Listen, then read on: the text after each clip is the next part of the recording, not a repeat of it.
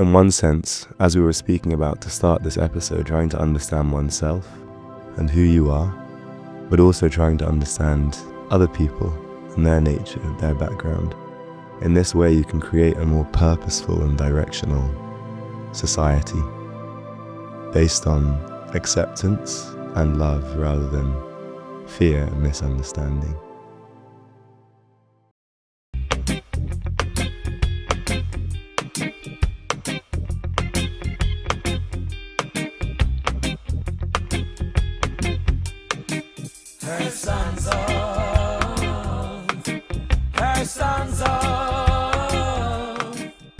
Hi guys, welcome back to the Here For Now podcast, episode 14, with myself, Joseph, and where's Abby? Abby is engaged, so I apologize to all the listeners, but you're going to have to put up with myself, and not put up with, but listen very happily, I'm sure, to Joseph once again. You're very lucky. I'm joking. Anyway, so we were kind of discussing things to speak about, and just before the camera started rolling, Joseph had a moment of inspiration. Something spoke to him from his heart, and I said wait until we started filming to share what that might be. So I'm very curious to hear what it actually is. If you can share, Joseph. Well, before we mentioned faith, Yeah. and then just before the episode started, I remember hearing a talk about having purpose through knowing your personality. And then I remembered this business course I did, and they were doing this personality test on everyone, and there would be like 4 different areas of different personalities in the room. They would call it DISC. Have you ever heard of DISC? No. So it's like these 4 Maybe different proper personality DISC. types. Yeah. Like D is like dominant personality, I is like influencer, S is someone who's very stable, and C is someone who's like compliant, conscientious. So maybe if I give an example for each, like a D would be like an Alan Sugar maybe, and I would be maybe like Oprah Winfrey. S would be maybe like a Ryan Giggs. Okay. It's like good relationships with people, takes their time, thinks about things. What did you say S was again? Like Stable. And C was conscientious, like an accountant, or like someone who's like thinks heavily about things, and they have different colors for each one. So anyway, we did this test, and we all went to our different, based on a certain type of questions, we went to different sections of the room, and then we found our supposed personality, and from there we can know what we're suited to in life, whether that's sales or marketing or accounting and all these things. And then I was hearing a talk recently at Studio 108, a spiritual talk, which was about finding your purpose through your personality. And in the Vedic literature, there's different sort of personality tests, but there's also 4. There's one who's like more business-minded, one who's more scholarly, one who's more orderly or maybe authoritative, and one who's maybe more creative or like a general worker. Anyway, so I was thinking about this topic, and about actually knowing who you are allows you to have faith, allows you to be situated in the right consciousness for your activity, and that will give you faith. Like actual faith comes through action, not just believing, or something I was thinking about. What were you, out of interest? I'm just curious. In this business one, I was Dominant. I was a mixture between D and I. Wow, that's a very powerful combination. Dominant and influential. But I That's wasn't. why we're doing podcasting. But I wasn't S or C, which means I don't think a lot about. I mean, it means I'm a fast decision maker rather than a slow decision maker. I'm definitely someone that likes to contemplate things and think like that. It's interesting because sometimes I think when it comes to spiritual life, people consider that, spiritual life means the flunking of responsibility. Not that people think that, but it means, living a life which is ultimately free, and that you can do what you want when you want, and that your kind of character, your ability to express yourself naturally will emerge only once you leave the confines of the kind of designated roles that one has to play within society, you know. But yeah, like you're speaking about in the Vedic literatures, it's explained that everybody has a subtly different nature, or we all have a unique nature actually.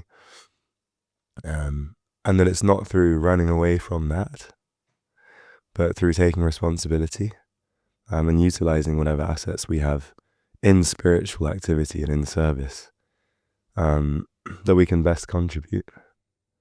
And, you know, you can see that now with, you know, what you're doing, what many people are doing. It's like you say, you've got this, perhaps you have this, if the test is correct, then you have this dominant, influential nature. And you're being pushed into areas, perhaps, would you say that you can utilize those?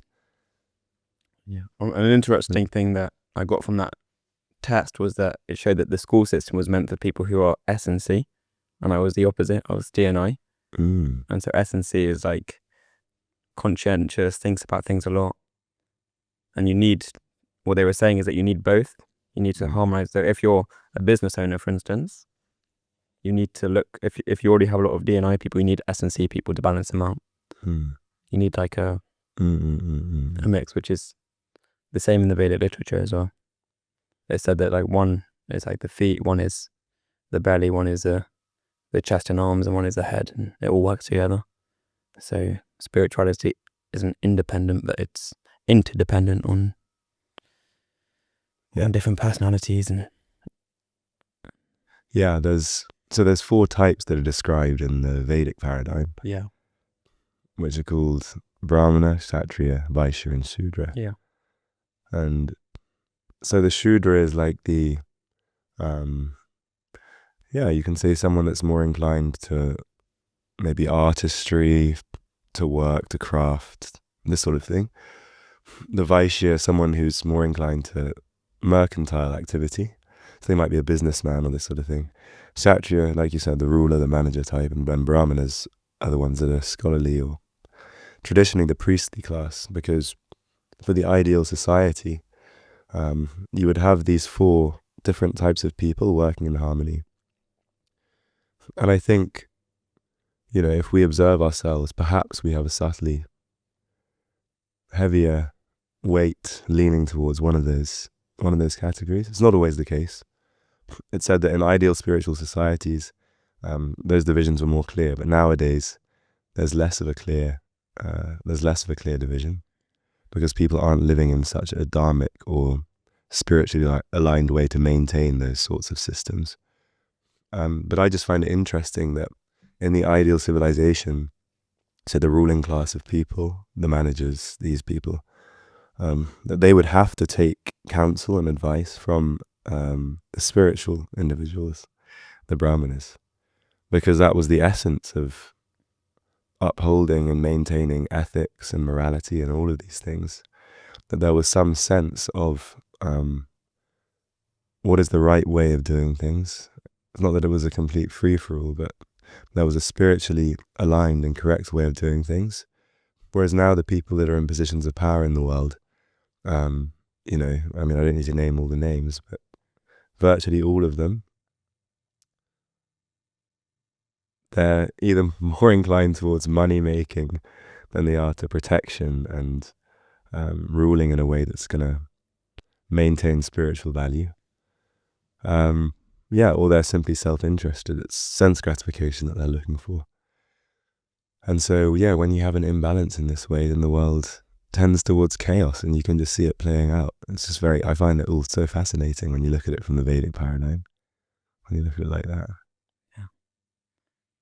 One thing that I took away from that talk I mentioned on this personality, this was at Studio 108, this one, on the personality. Bhuta Bhavana. His name was Bhuta Bhavana. He gave this talk on personality through purpose. By knowing your personality, you can actually then go towards your spiritual life and then understand your purpose. And one story he mentioned was in a text called Srimad Bhagavatam, which is a set of 18 books, and there's this story in one section of an elephant having a fight with a crocodile. And normally the elephant in any other setting was much stronger, much more well built, and could have easily destroyed the crocodile in any situation. But they were having this fight in the water, in the crocodile's habitat, and so although the elephant started up here in terms of strength and the crocodile here, as the fight went on, it gradually changed, and so the crocodile was stronger, and then the elephant was overpowered by the crocodile. And so yeah, it reminds me a lot of, I guess, my own life in many ways, of trying to find myself. And then, it's said that when you match your worldly duties with your spiritual duties, your worldly, could call it dharma, with your spiritual connection, then there's actual love. But if they're not aligned, then you can't properly focus on your spiritual duties. Can you speak a bit more about that, like what it means, what you mean by actual love, and then how actual love can manifest from aligning your spiritual nature with your material duties, how actual love can manifest there? How actual love can manifest through your activities, you mean? Yeah, because you were saying that if your spiritual nature and your material nature are in harmony, or then there can be love, like actual love. I said that whatever we do, we exploit material nature. So let's say we want to be vegetarian because it's better for the environment, it's better for morality in general. So okay, I'm going to be vegetarian, and then you start eating like soybeans, avocado, and all these things are like not good for the environment, and then you realize, okay, well, everything I'm doing is having some negative impact, so I might as well just give up and just not work on that aspect of myself. But then if you become vegetarian for maybe a spiritual reason rather than just including the environmental reasons and the morality reasons, but for realizing that I'm a spiritual being, this animal that's being slaughtered is also a spiritual being, and so I want to be vegetarian and see the soul in everyone. And then your activities, the effects of that are on a spiritual plane, not just a material plane. So the karma for that is reduced or nullified, rather than on just focusing on the material plane. Okay, this is my life I'm going to set out. This is the certain values and principles I have, but everything in the material world has a negative impact no matter what you do. And so without having the spiritual side to it, it will be flawed at some point. There'll be some negative consequence and all of these things. But if you see the unity within diversity, actually that spiritual element will allow for any material contaminations, if that makes sense, because you're doing it for a higher purpose, a higher principle. Does that make sense? Yeah, it makes sense. It's like kind of what you were saying about the story with the elephant and the crocodile as well. Like you said, depending on where you're situated, first off you have to situate yourself correctly, and then you can go where you want to go more easily. Because he was saying that if you're situated in the wrong place, so you're doing something that's not really according to your nature, maybe you have an amazing ability to express yourself artistically, but then you find yourself doing accounting, it's a pretty painful experience. But it said, I think in Bhagavad Gita, it's better to do your duty imperfectly than to do someone else's duty perfectly. Right? Because if you're doing your duty imperfectly, but you're doing your duty, then someone else is able to fill that space as well, and then you're able to contribute to a more cohesive whole. You yourself become more satisfied and more happy, and if you yourself are happier, then naturally, that spills out. Everyone's in a position where they're more satisfied, and the level of happiness is greater, the level of harmony is greater, and socially there's more cohesion like that. But if you're doing someone else's duty, and even if you're doing it perfectly, it's like the net loss is a bit greater on a personal level, because, to make progress, you expend a lot more than, if you're doing something that's natural to you, you can make progress without expending so much in terms of energy, time, emotional drain, all of these things, So yeah, the benefit of trying to understand a little more about who you are and what makes you tick is fundamental. But then another thing is having the courage to do that and to acknowledge that, because I think for a lot of people it's very scary to it's very scary to live truthfully, like according to what's actually meaningful to you. If you're in a relationship and you're not quite happy, or if you're doing a job which isn't satisfying but it's paying the bills, it's like it's very hard for people to to be honest in that regard. And I think in my own life as well, like,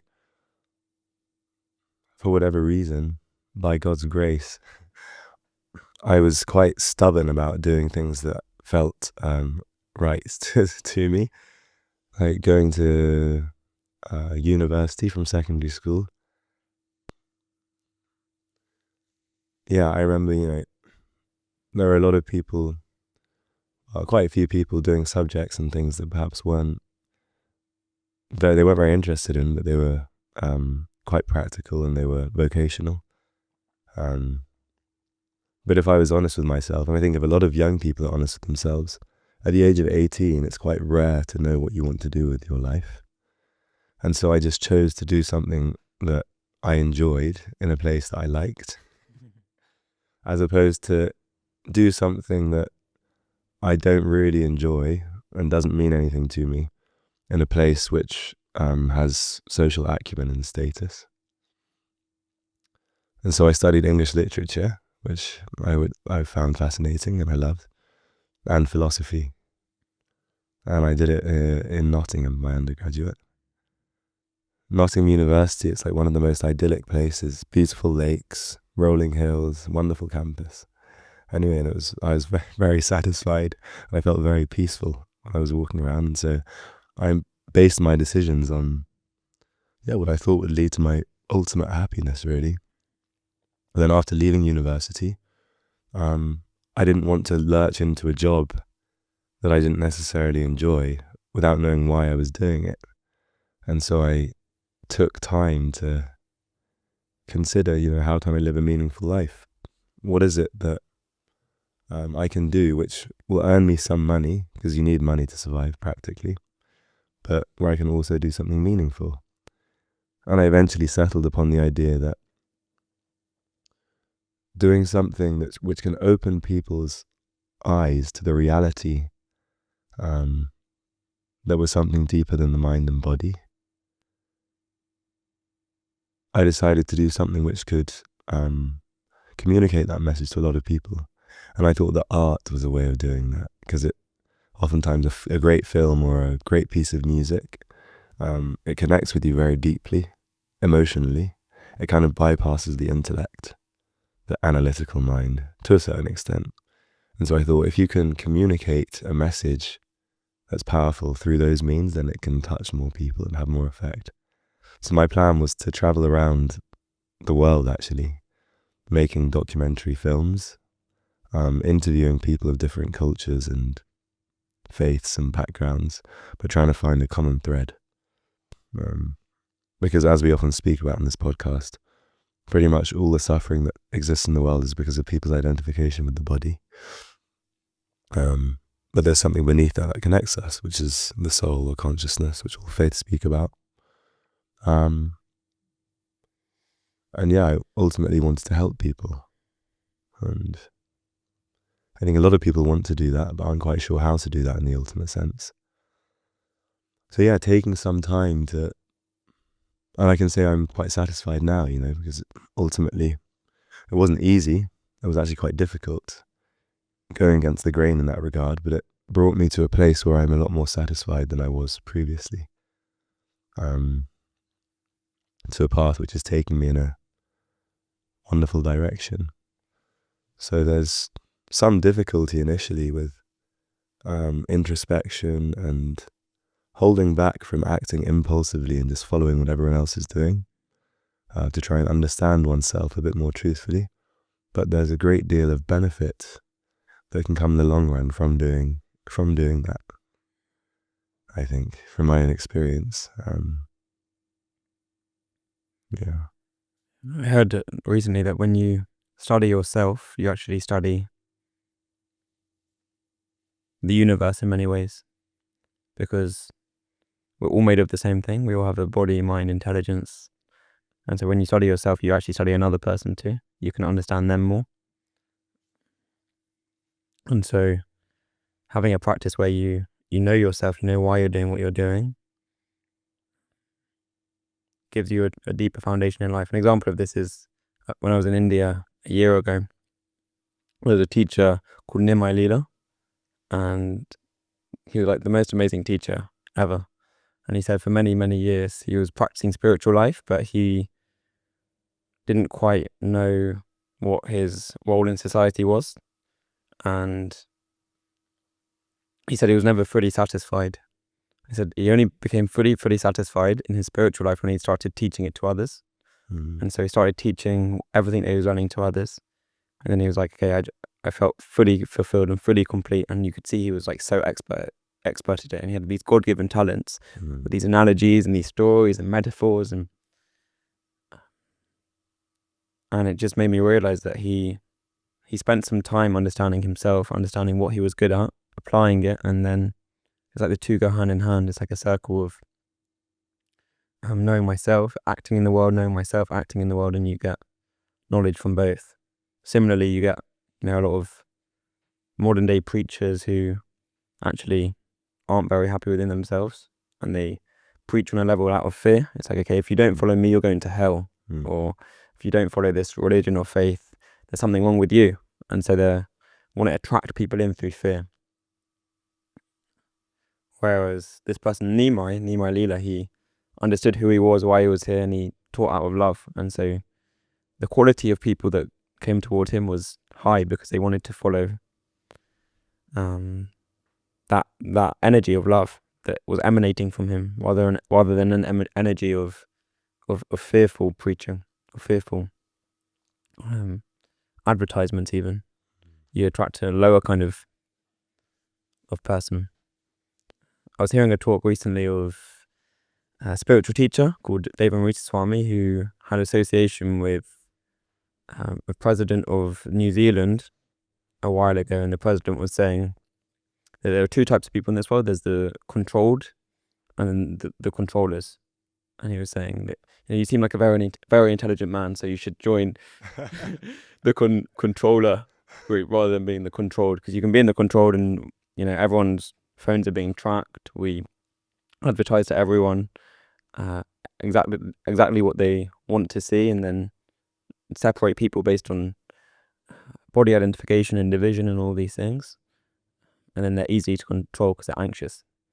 Or you can join the controlled one, what suits you best. And so Controller. Yeah, but the spiritual path is separate from these two groups, actually, being the controlled or the controller. You could argue in many ways. In what way? Say again? In what way? Well, you're no longer basing your happiness based on societal pressures or values. You're basing your happiness based on an internal feeling of happiness. It's like the deer that has musk within its own nostrils. It's always looking for this scent that it's smelling this musk. It's looking everywhere for musk because it's a very sweet scent for the deer, but it's actually within its own nostrils and it doesn't realize it. So in a similar way, we're looking for happiness in so many material things which are obviously temporary. And the most amazing thing is that we never question death, but it all goes at death. And so having this spiritual third path, not being in the controlled or controller group in society, you have inner satisfaction. And then when you act in the world, you act out of love. And so the followers you have, the people that come to the studio, are high quality people because they come out of their own their own intuition, their own love, their own determination, rather than out of fear or anxiety, or it's not that type of leadership. It's a different type of leadership. Yeah, so people are naturally attracted based on what you're giving out.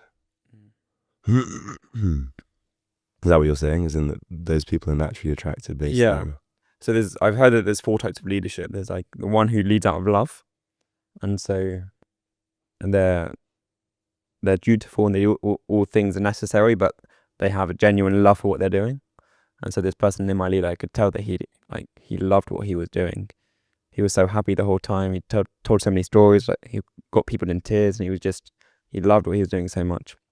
And then there's I had teachers at school who, were very strict, but you could tell that they weren't happy in their life. So people followed them because they didn't want to get a detention, or they didn't want to get shouted at or something like this, but they didn't actually build the same amount of passion for the subject, because it was taught out of fear, because the person wasn't satisfied internally. And so there's the leadership out of love, the leadership out of, you follow a certain type of leader because they're very dutiful, and they do their duty, they get results, and so you think, this is a good person, he's following everything that he says, and so I'm going to follow that person. And then there's the third type is, you want to get something in exchange, so let's say the leadership of the Conservative Party, if they're going to give you X, Y, and Z, and say, okay, I'm going to get a lot of benefits from voting for Conservatives, so there's that. And then the last type is the one that leads out of fear. And that's what everything's governed by nowadays, really. Yeah, in many ways, yeah. Someone was saying, who was it? I can't remember. Someone was saying the other day that, it was a spiritual teacher that I had the pleasure of meeting recently. He said that nowadays in the kind of material society, people are just trying to survive, actually.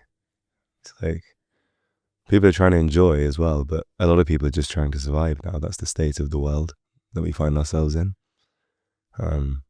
Because there's such a fearful, everyone's in a state of fear. So, diminishing resources, or even if resources are available, they're not made immediately available to everyone. And people are struggling for money, all of these things. It's like it's a sorry state of affairs. And so when people come into contact, like you said, with that other end of the spectrum where, you're not being forced into something, but through your own independent will and experience, you become attracted to something, it's the most revolutionary thing. Which is what, this isn't solely a Studio 108 glorification episode, but which is what places like Studio 108 do, and the atmosphere and mood and environment they create. I remember when I first started going to places like Studio 108, you'd sit at the table and have dinner with people. I'd be used to sitting at tables and having dinner with people, and at those dinner tables there'd be lots of different types of people, but everyone would really be trying to impress everyone else in some way. Or you tried to say something which was worthy of recognition, or that reflected well on your own ego and boosted your status, and all of these things. And that creates a little bit of tension, and in one sense you can say anxiety or fear as a social dynamic, the need to prove oneself, for what reason? Just so I feel secure, like that. But then when I was coming to places like this, there was a mood that everybody actually didn't want to take from other people, or they weren't so worried about themselves, but they were just worried about giving to other people, or trying to understand somebody else, And when you are sitting at a dinner table where that's the mood, then automatically you yourself want to connect to and understand the other person as well. It leads to immediately deeper relationships, deeper understanding. That person wants to understand me. I want to understand them. They want to give something to me. That's so kind. I want to give something to them. It's very simple, but it's very hard to find. It's subtly revolutionary, sadly, nowadays. Um, it reminds me of a story from my spiritual teacher who lives in India. And when he was younger, he would visit an old Hindu man who lives on the banks of the Ganges, and he would read with him. But when they were reading, after an hour or so, the man would say, "Oh, I'm going to go and see my friend." And so he would get up and leave. Anyway, this happened many days in a row. And so finally, my spiritual teacher said, "Who is your friend? Where are you going? I'm curious." And he said, "Oh, would you like to come with me?" He said, Yes, I'd love to. So he took him with him, and they walked a couple of miles down the river, and they got to a small house, and they went in, and there was a Muslim man, and they sat down, and this Hindu man, he took out Bhagavad Gita, and the Muslim man took out the Quran, and they would read to each other extracts, and they wouldn't judge what the other person was saying. They would just listen. They wouldn't respond. They would just listen. And then after about half an hour of reading, they kind of packed up, embraced, and then left. And then he left, like that, simple.